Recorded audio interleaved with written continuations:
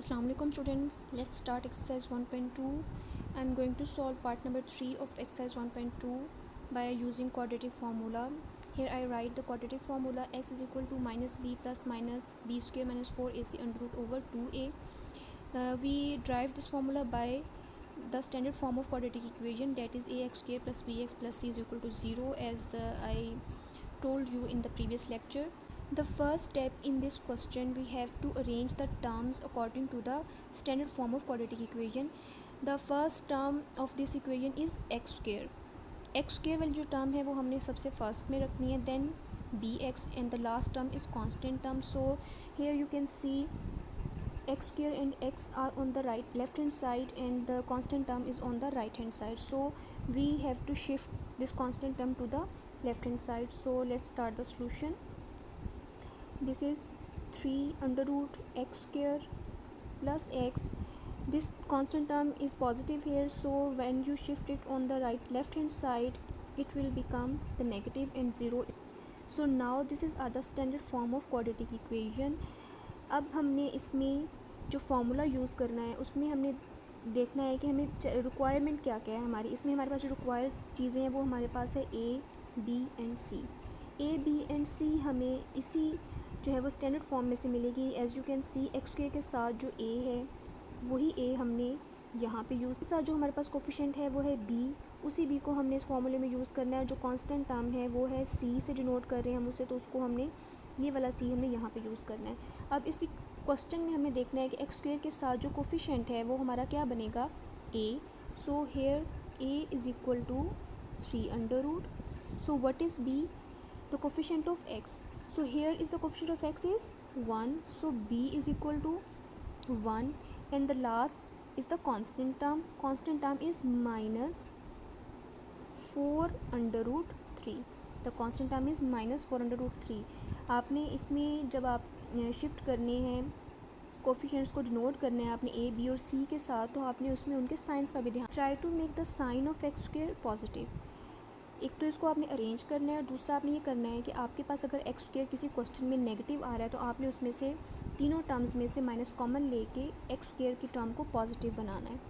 सो यहाँ इस क्वेश्चन में हमारे पास सिर्फ हमने टर्म्स को अरेंज करना था, वो हमने कर लिया. उसके बाद हमने ए बी और सी हमने अपने देख ली कि क्या क्या है. अब इन्हीं ए बी और सी को हम इस फॉर्मूला में पुट करेंगे और वहाँ से हम इसको सॉल्व करके आंसर फाइंड आउट कर लेंगे. So here write the formula: minus B plus minus under root b square minus 4ac divided by 2a. Putting values of a b and c. So x is equal to minus b की जगह हमारे पास यहाँ पर क्या है 1. So 1 is here. इस फॉर्मूले में नेक्स्ट क्या है, प्लस माइनस, वो हमने राइट किया. The next step is b square. Put the value of b, that is 1, और b के ऊपर क्या है स्क्वायर, तो हमने यहाँ 1 के ऊपर भी स्क्वायर प्लेस करना है. द नेक्स्ट इज़ माइनस, तो हमने यहाँ माइनस प्लेस किया. The next term is 4ac. So the what is the value of a? The value of a is 3 under root and the value of c is minus 4 under root 3.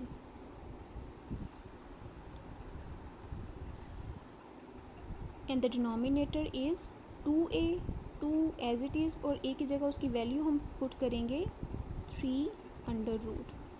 ये हमारे पास यहाँ तक step में तमाम values जो हमने put कर दी हैं ए बी और सी की इस फॉर्मूले में.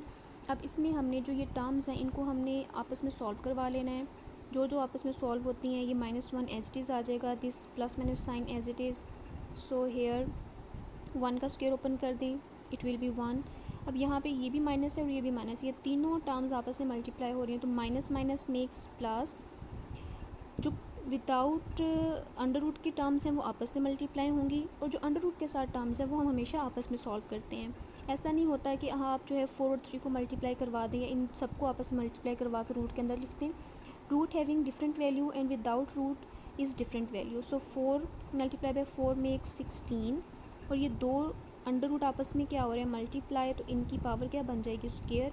इस स्क्वायर से ये स्क्वायर रूट कैंसिल हो जाएगा और नीचे ये 2 under root 3 as it is आ जाएगा. -1 plus minus under root 1 plus 2 से अंडर रूट कैंसिल हुआ, 3 रिमेनिंग आया, 16 3s are 48 over 2 under root 3, 48 plus 1 49 over 2 under root 3 और x यहाँ पे साथ साथ आता जाएगा। अब 49 का रूट क्या होता है, -1 plus -7 over 2 under root 3। Now you can see here we have two signs in between -1 and 7, तो हमने इनको सेपरेटली राइट करके सॉल्व करने, -1 plus 7 and -1 -7 we have to solve it separately, -1 plus 7 over 2 under root 3 and here x is equal to -1 -7 over 2 under root 3. Solve it. It gives us 6 over 2 under root 3 and it gives us -8 over 2 under root 3. You can see we can cancel 6 by 2, so it gives us 3 under root 3 or it gives us 4 over under root 3. So here we get 3 over 3 under root and here we get 4 over -4 over 3 under root. ये एक x का answer आ गया और एक ये answer है, लेकिन यहाँ पे हमें अभी एक स्टेप और करना है। हमें पता है कि हमारे पास जब डिवीज़न में बेस सेम होती है तो उनकी पावर्स को हम आपस में माइनस करवाते हैं। यहाँ 3 की पावर है 1 और यहाँ 3 की पावर क्या है 1 ओवर 2। अंडर रूट को हम पावर फॉर्म में क्या राइट करते हैं 1 ओवर 2। तो हमने इन दोनों की पावर्स को आपस में सॉल्व करवाना है। मैं यहाँ साइड पे रफ में आपको करके दिखा देती हूँ। 3 पावर 1 और नीचे क्या है पावर 1/2, वो ऊपर जाके क्या हो जाएगी माइनस। जब आप इन दोनों को सॉल्व करवाएंगे 1 - 1 ओवर 2 को हम सॉल्व करवाएंगे बाय LCM, 2 LCM आएगा। So here 2 - 1, so we will get 2 - 1 1 1/2, so 3 under over 1 over 2 it means 3 under root. आपने इन दोनों को सॉल्व करवा के फाइनल आंसर हमारे पास आएगा 3 under root. x is equal to 3 under root and x is equal to -4 over 3 under root. इन दोनों को आपने सॉल्यूशन सेट में राइट कर देना है। हमारे पास इसका आंसर है under root 3 and -4 over 3 under root.